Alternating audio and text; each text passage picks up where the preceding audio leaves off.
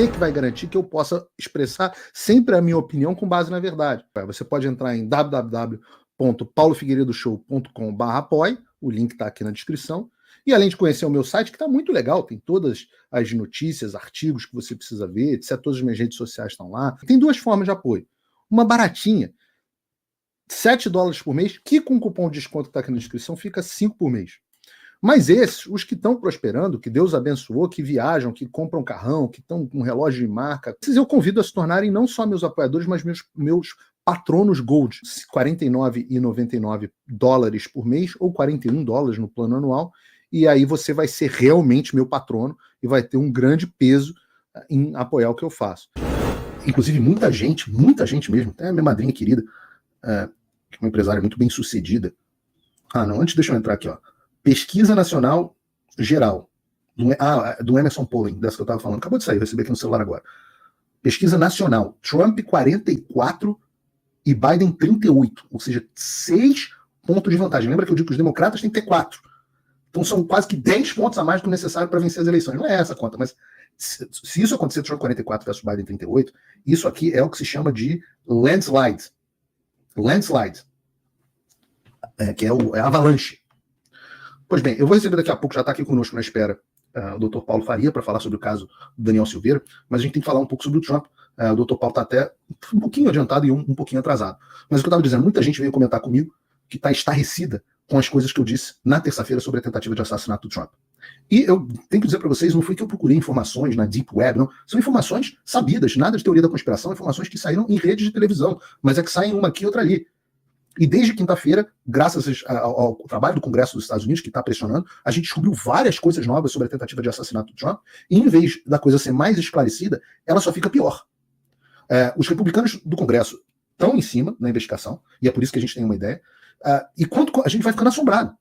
Eu quero compartilhar com vocês e reagir aqui a uma entrevista que eu assisti na CNN com o congressista republicano Corey Mills. Na CNN. Esse cara, aliás, ele está no mesmo comitê onde eu fiz a audiência no Congresso. Esse cara não é um cara qualquer falando de segurança.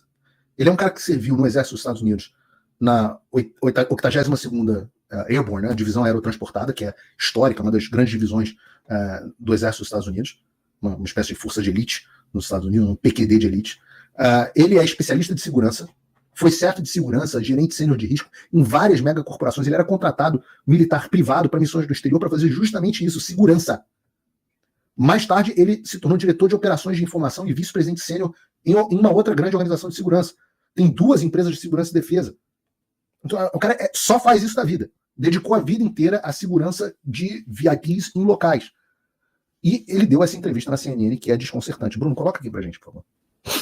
Things, and I look at different videos where an assailant will pull a firearm on a law enforcement officer, and the first thing they do is they immediately pull and draw and mitigate the threat and the risk. I ask why the local law enforcement officer did not do so.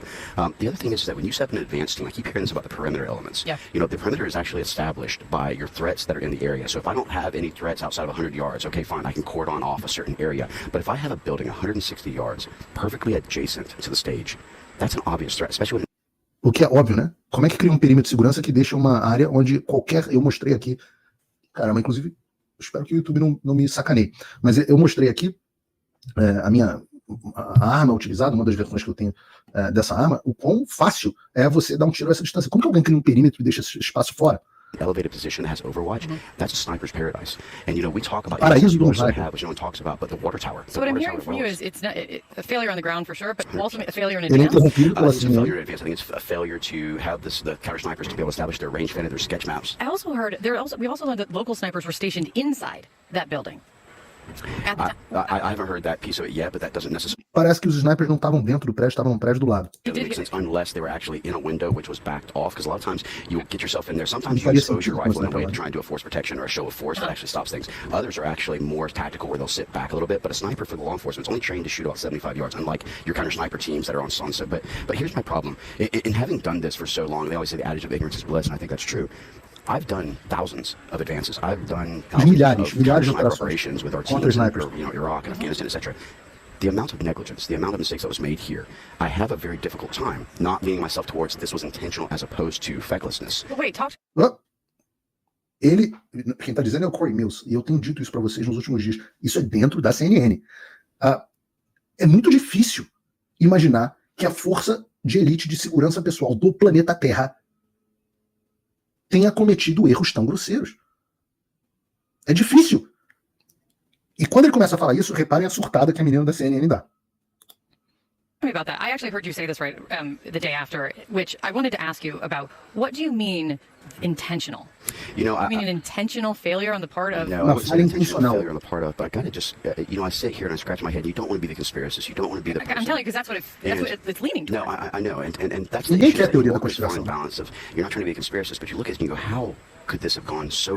But it's one thing if someone on the street says it. It's not, I mean, you, Corey Mills, member of Congress, former sniper, you saying it, I mean, it makes my eyebrows go up.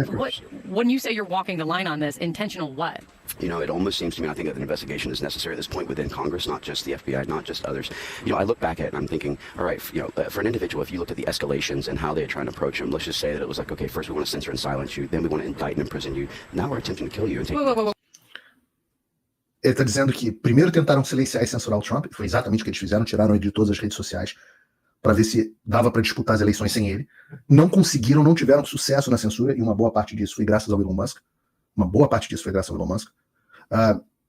Então eles partiram para... E vejam porque isso é muito similar ao Bolsonaro. Eu acho que com o Bolsonaro a ordem foi inversa. Né? Primeiro tentaram assassinar ele, depois tentaram censurá-lo e depois foram para tentar jogar ele na prisão ou pelo bullying jurídico. Né? Mas olha o que ele está dizendo. Olha a repórter. Não, isso você não pode falar. Let's slow down. Vamos devagar, I'm hearing two things from you. I don't want to jump ahead of things, but I'm also hearing you jumping ahead of things. Well, actually, I'm just looking at all the different possible capabilities. You know, one of the things as a military member, one of the things as a person who's running the special operations communities before, one of the people who's actually done this is that you look at all potential analysis. Claro, você olha todas as coisas. And his team have said, no, I agree. Dial it back. Do not blame this on Joe Biden. Oh, well, actually, I didn't say Joe Biden, to be complete. Mas eu não disse Joe Biden, eu não disse que o Joe Biden faz parte desse processo.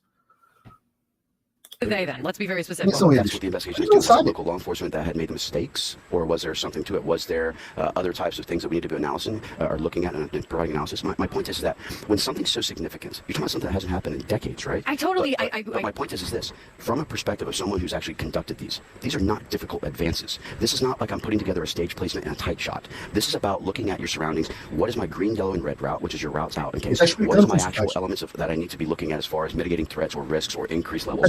For the sniper that says, okay, here's my 100, my 200, my sketch. Here's an area where someone could shoot. Because here's my thing. So you're saying, you're saying this is so basic that how big the screw up was, that's what's leading your brain down this road? That's exactly right, in a way. But because here's the other thing. Let's just say it's a resource. Tom Emmer was just on with me, and he said very specifically to me, I wrote it down. He said very clearly, it is too early to be talking about who is at fault and who is responsible. That's why an investigation is necessary. É claro, eu estava pedindo uma investigação. Ela não quer que seja investigado. Não, essa parte é muito importante. Olha ela, não é reckless, né? Não sei como é que ele traduziu aqui, não é imprudente você usar a palavra intencionalmente para dizer que alguém teve intenção. You're throwing around the word intentionally. So to question things as we do an investigation is recklessness, because at that point then should we never question anything? My point is this. I'm not trying to be PC. My point is in the political environment that we are in. What would it have taken, right? Let's just say that resources was limited. Let's go with that as a reasoning. So how many times have you seen where they just put a police car inside of a parking lot with not an officer in it and just leave the lights on as a deterrence? Why couldn't that have been a simple thing that was placed in? Why couldn't we have said to the owner of the actual AGR company, hey, look, we don't want to disrupt your business, but we also want to make sure your parking lot is clear of people trying to park in there for the rally? Why don't we place an officer there? My point is that this was too easy of a solution. And when I think about 160 I'm just so uncomfortable with even having I'm uncomfortable with having to say it. Trust me, Ela diz que não se sente confortável em falar. É uma jornalista.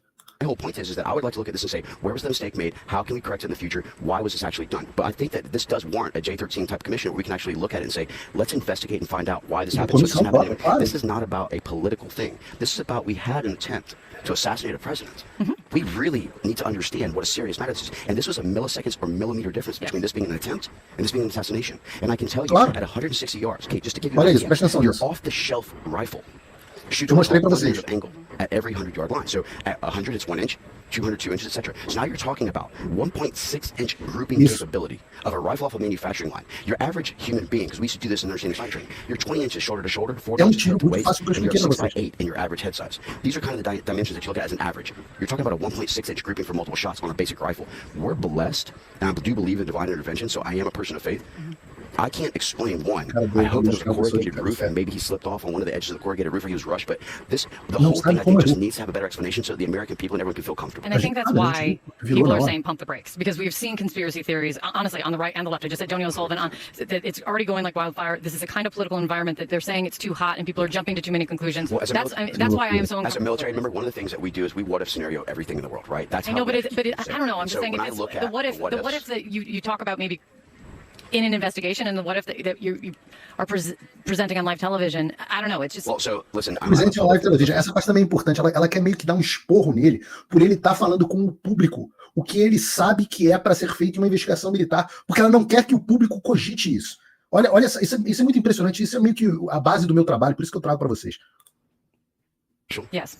Anything that I do, anything that I say in the public. I don't try and hide it in private. I think that the American people need transparency, accountability, and accessibility to the elected officials, not to try and hide behind what we want to look at. And I also think that if the American people know that we're questioning these things as well, it puts them at rest to at least know, why aren't they at least looking into this? We should look at every single situation which is of this significance. We should look at it from multiple angles to ensure that nothing is left out, nothing could be potentially claimed as being covered up. Yeah. We need to have more transparency to the American people, and I think that's what everyone deserves. But a full investigation. Full investigation. Before anyone right. points it forward. That's exactly right. And that's why I say I have not made an accusation of something.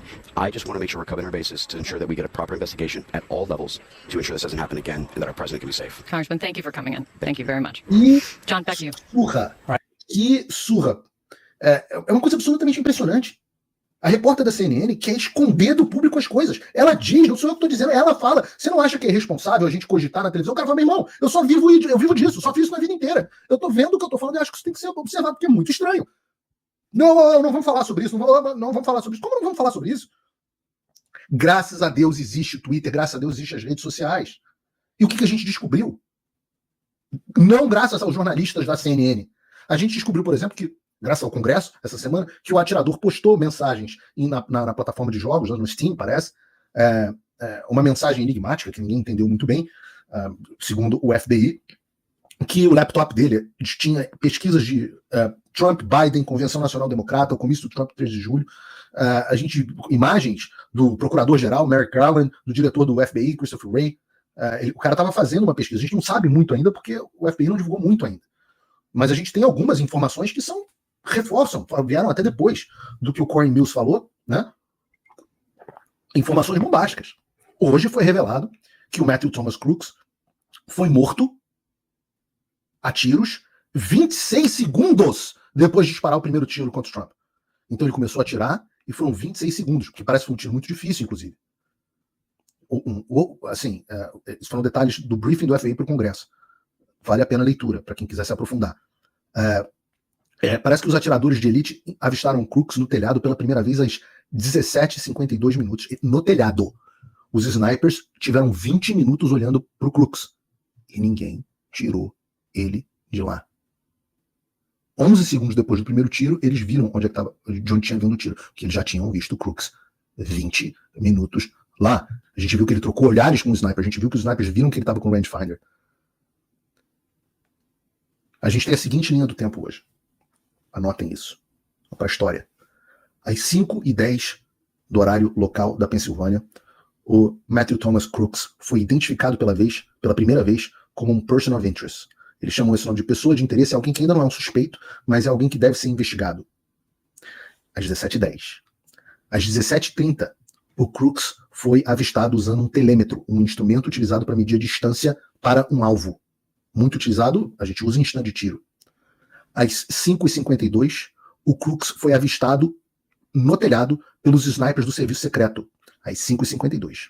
Às 6h02, não é que o Trump não foi retirado do palco. Ele só entrou no palco às 6h02 com o serviço secreto vendo o Matthew Crooks no telhado depois de terem visto ele usando um instrumento de medida de tiro.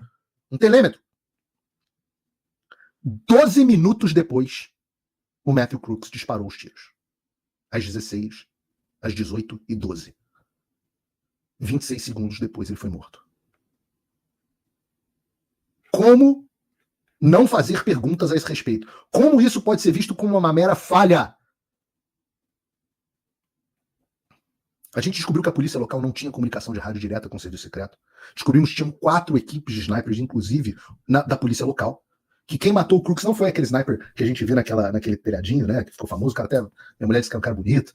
Não foi ele. Foi um outro sniper do serviço secreto que estava a 400 metros de distância, que tinha uma janela de. Mas meu palmo tem mais ou menos 20 centímetros. De 20 centímetros, um palmo de distância entre árvores, obstruindo a visão. O Dan Bongino, comentarista da Fox News, que era do serviço secreto, que deu essa informação hoje. O Dan Bongino também diz o seguinte: que há um registro de texto mostrando que a ameaça foi reconhecida 1 hora antes. Um registro de texto, não é mais disso e disso. É um registro de texto que 1 hora antes do palco antes do Trump subir no palco, e que houve uma falha em levar a informação para o serviço secreto. O Bongino também confirmou que naquele dia, por algum motivo que ninguém sabe, não estava tendo vigilância por drone. Agora, aqui que fica interessante.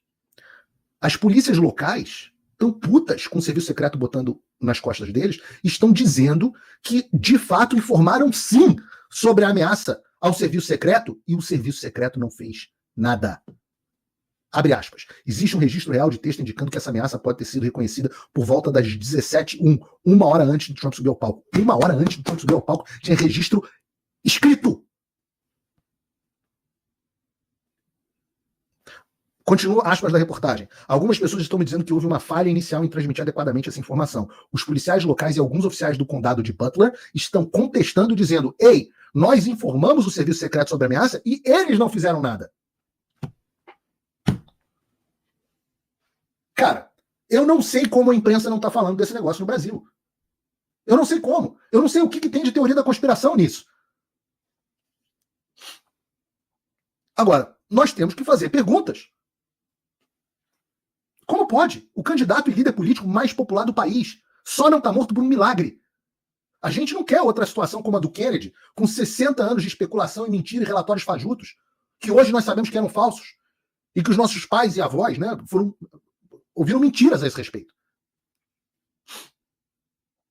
Eu acho o seguinte: o Kennedy foi o cara que entrou em guerra com o Deep State americano e com a CIA, depois da invasão da Baía dos Porcos fracassados na década de 60. Um atentado inexplicável vai lá e dá um tiro de sniper nele. Agora a gente tem um candidato que promete obliterar, que já foi vítima, e que promete obliterar o Deep State, as palavras dele. Conta que o Deep State já fez tudo, e a gente sabe disso. Não é uma opinião, né? A gente sabe o que aconteceu no Russiagate, a gente sabe das ações judiciais contra o Trump. E o cara sofre um atentado com falhas ridículas de iniciante de segurança. E a gente não pode perguntar se é intencional? Ora, quais são as 3 coisas que a gente aprende? Qualquer um que lê um livro do Sherlock Holmes, né? Quais são as 3 coisas que a gente aprende a investigar em qualquer crime para identificar os suspeitos? Motivo, meio e oportunidade. Motivo, meio e oportunidade. Os caras do Deep State tinham motivo, meio e tiveram oportunidade. Tinham tudo. Então quem tem que ser o principal suspeito? Ora, o Deep State. O holofote tem que estar neles. Para mim, eles são os principais suspeitos. E claro, a investigação tem que olhar para todos os lados. Eu conversei com algumas pessoas, fizeram até a segurança de alguns presidentes no Brasil, e eles falaram: cara, é um erro que a gente não cometeria. É muito bizarro. Brasil, imagina os Estados Unidos com o histórico que tem. Esse negócio de Deep State é uma das coisas mais sinistras que existem no mundo. Se você parar para pensar o que esses caras fazem e que a gente não sabe, eu dediquei um módulo inteiro do meu curso Fim da América e do Mundo Como Conhecemos ao Deep State, chama Deep State e Juristocracia.